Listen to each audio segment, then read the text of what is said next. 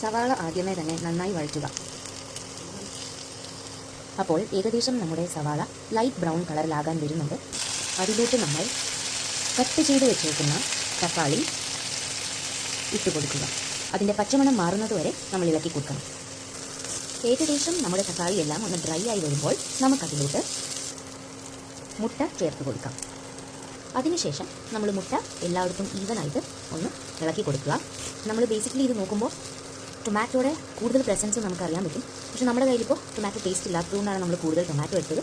അത് കുഴപ്പമൊന്നുമില്ല. അപ്പോൾ ഇതൊന്നും ശരിക്കും മുരിഞ്ഞ് വരുന്നത് വരെ നമ്മൾ വെയിറ്റ് ചെയ്യുക. സ്ലോ ഫ്ലെയിമിൽ വേണം ചെയ്യാൻ. നമുക്കല്പം ഉപ്പ് കൂടി ചേർത്ത് കൊടുക്കാം. ഡാം ഒന്ന് മുരിഞ്ഞ് വന്നതിന് ശേഷം നമുക്ക് കുറച്ച് പിസ്ത ഹെർബ്സ് കൂടി ചേർത്ത് കൊടുക്കാം. ചേർത്തില്ലെങ്കിലും കുഴപ്പമില്ല, എൻ്റെ കയ്യിലുള്ളത് കൊണ്ട് ഞാൻ ചേർത്തു എന്നോളൂ.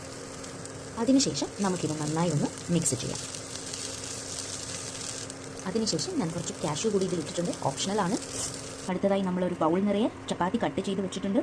നമ്മൾ ഉണ്ടാക്കി വെച്ചേക്കുന്ന എഗ് ഫ്രൈ പതിയെ നമുക്ക് തട്ടാം. ഇനി ഒരേ ഒരു സ്റ്റെപ്പ് മാത്രം, ഇത് നന്നായി മിക്സ് ചെയ്യുക. ഫൈനലി നമ്മൾ മിക്സ് ചെയ്തതിന് ശേഷം നമ്മുടെ ഉള്ള ബഡ്ജറ്റിലും ഉള്ള ഇൻഗ്രീഡിയൻസിലും നമ്മൾ കൊത്തു ചപ്പാത്തി റെഡിയാക്കിയിട്ടുണ്ട്. So have a look and enjoy your taste.